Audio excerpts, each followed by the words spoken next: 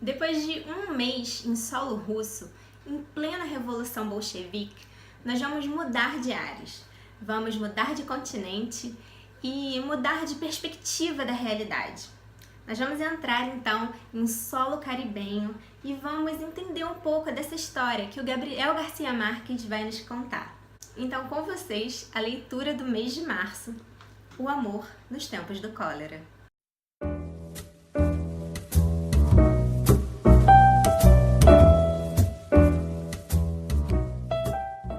Para Mercedes, é claro. É assim que o Garcia Marques, então, começa o livro, antes mesmo de introduzir essa história tão interessante que ele vai nos contar. Ele dedica o livro à esposa dele.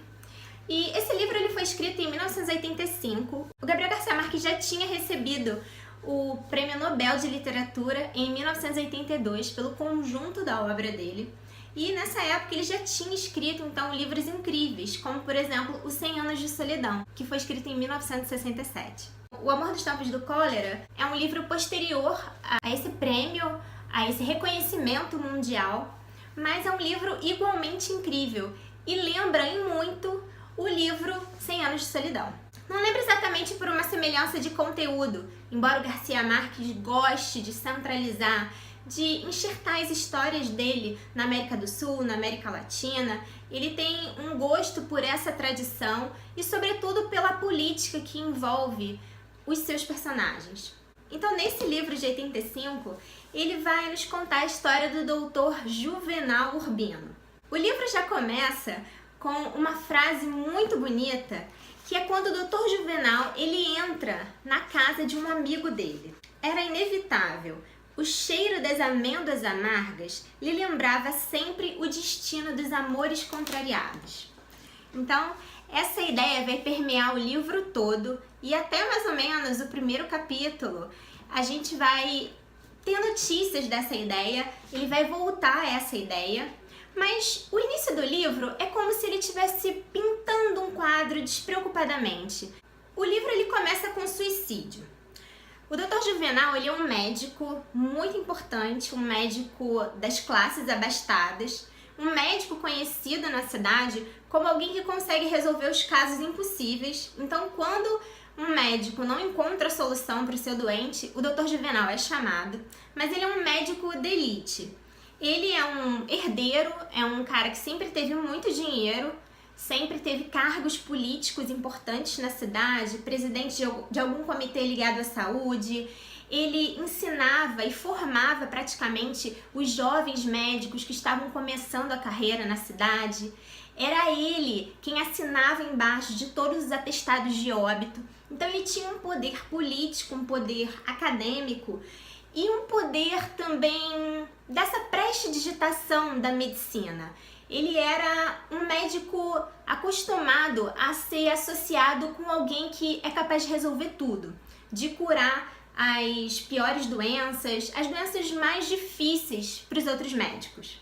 O Juvenal é chamado então para reconhecer o corpo de um amigo dele, um amigo bastante inusitado, um amigo de partidas de xadrez. O Juvenal Urbino era um médico apaixonado pelo xadrez e ele costumava jogar toda semana com esse personagem que se suicidou. Esse personagem era um refugiado das Antilhas, o nome dele era Jeremias de Saint-Amour. Ele tinha chegado na cidade 20 anos antes, ele não tinha levado nada com ele, mas ele começou a cativar as pessoas fotografando famílias e sobretudo fotografando crianças. Então, aos poucos, e até com dinheiro emprestado pelo Juvenal Urbino, um dinheiro que esse antiliano fez questão de pagar até o final, ele montou um negócio de fotografias, comprou um equipamento e ele passou a trabalhar como fotógrafo e passou a jogar xadrez com o Juvenal Urbino. E o interessante é que eles tinham anos e anos de amizade, mais ou menos 20 anos, e o Juvenal Urbino pouco sabia da vida do Jeremias. Eles se encontravam para as partidas, se encontravam em algum bar da cidade, mas a relação deles de amizade tinha a ver com essa relação do xadrez. E o Juvenal Urbino, ele sempre perdia para o Jeremias de Saint-Amour. Ele era um oponente à altura, o Juvenal Urbino sempre derrotava os outros enxadristas da cidade, os outros curiosos, amadores, mas ele nunca tinha conseguido vencer uma partida do Jeremias de Santo Amor. Então aquela amizade, ela era alimentada pelo desafio, por existir ali uma pessoa sempre a ser desafiada, sempre a ser vencida. Então esse tipo de amizade, esse tipo de apreço pelo Jeremias de Santo Amor é alguma coisa ressaltada aqui no livro, bem nesse início, pelo Garcia Marques. E como é que o Jeremias se suicidou? Ele acabou vaporizando cianureto de ouro. Era uma substância usada para revelar as fotografias. Então, aquilo tudo foi encontrado, todo aquele aparato foi encontrado no quarto dele, um quarto bem simples. E existia também uma carta. Nessa carta, o Jeremias de Santo Amor revelava muito da vida dele. Revelava coisas que o Juvenal Urbino nunca imaginou que poderiam existir. Na verdade, o Jeremias ele não era um refugiado, ele era meio que um criminoso de guerra, um fugitivo.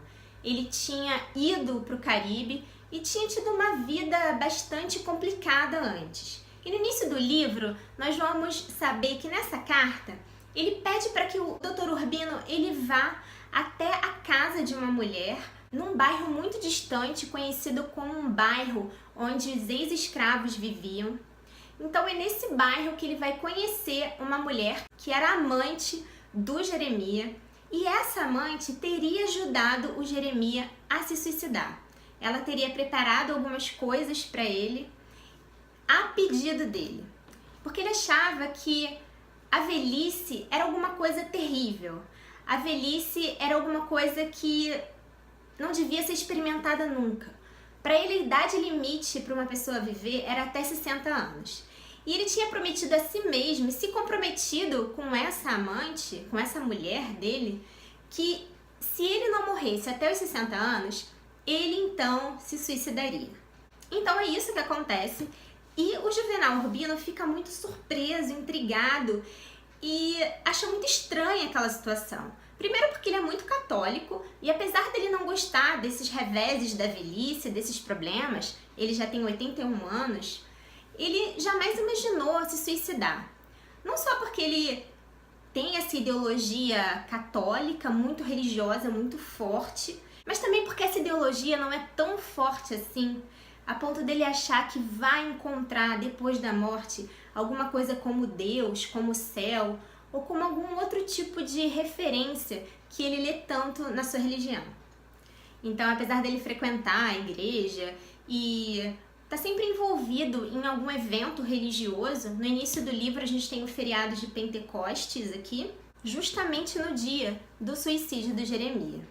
Então, o Juvenal assina, né, ele dá o atestado de óbito, ele tenta mascarar essa questão do suicídio, ele pede para que as pessoas ali envolvidas, o médico assistente e mais um comissário de polícia, para que eles abafem o caso, as pessoas na região não precisam saber disso, e ele dá todas as ordens para que o enterro seja apressado, e ele não vai ter um enterro religioso, vai ser apenas um enterro sem a presença de padre, ele vai ser enterrado como aquilo que ele sempre pareceu aos olhos do Dr. Urbino. Um santo ateu, quer dizer, alguém que tinha uma vida bastante correta e não necessariamente ele era preso a nenhuma crença, a nenhuma instituição religiosa. Mas essa carta, deixada pelo Jeremias, vai revelar então um outro lado desse personagem, mas a gente ainda não vai saber tudo sobre isso, porque a gente vai saber sobre a vida do próprio Dr. Juvenal Urbino. Ele é casado e a esposa dele tem 72 anos e ele vai contar então aqui a vida dele. Ele estudou fora, ele morou em Barcelona, em Paris, ele voltou para o Caribe muitos anos depois, ele se casou muito cedo, mas ele sempre teve uma vida voltada para a medicina, para a cidade, para construir a sua carreira na cidade. E ele vai começar a contar sobre a dificuldade dos casamentos longos. Então aqui a gente vai conhecer várias passagens incríveis em que ele vai falar sobre as pequenas brigas do cotidiano e como às vezes é mais difícil superar uma crise desencadeada por alguma traição, alguma coisa terrível, grave, aguda, do que ir aos poucos tendo que resolver esses pequenos problemas do cotidiano, esses pequenos embates, esse sabonete que falta no banheiro, essa rotina do sono que é sempre perturbada por um ou por outro. Então, essa é uma parte muito interessante no livro. Ele vai falar sobre o cotidiano dos longos casamentos, vai falar sobre a vida deles em comum, sobre essas brigas, sobre os filhos na relação com eles, vai falar sobre a velhice, sobre o cheiro da velhice que ele sente nele, que ele sente na mulher. Essas coisas todas vão preencher o primeiro capítulo praticamente todo do livro. E nós vamos conhecer passagens incríveis em que ele descreve realmente esses sentimentos, esses pensamentos do Dr. Urbino. E tudo isso se passa em um dia. Tudo isso se passa nesse momento em que ele chega em casa, ele tem que providenciar todas as coisas do enterro, ele tem que se arrumar. Então tudo isso, todos esses pensamentos, toda essa aventura de uma vida, de um casamento, de uma vida em comum, tudo isso passa pela cabeça dele exatamente naquele espaço de um dia, em que ele tem que prestigiar o aniversário de um amigo, de um médico ilustre também na cidade, não tanto quanto ele, mas bastante importante, e um dia em que ele tem que enterrar um suicida, um grande amigo dele, um enxadrista, que ele nunca conseguiu derrotar numa partida. Então, esse é o vídeo 1 do Gabriel Garcia Marques, O Amor nos Tempos do Cólera. É mais ou menos uma provocação, mais do que um comentário longo, extenso sobre o livro. É mais uma provocação para convidar vocês a me acompanharem nessa leitura e a prestarem atenção nesse tipo de amor que vai ser trabalhado aqui pelo Gabriel Garcia Marques. Um amor nos tempos do cólera. Não deixa de se inscrever no canal se você ainda não está inscrito. Curte esse vídeo e compartilha com seus amigos.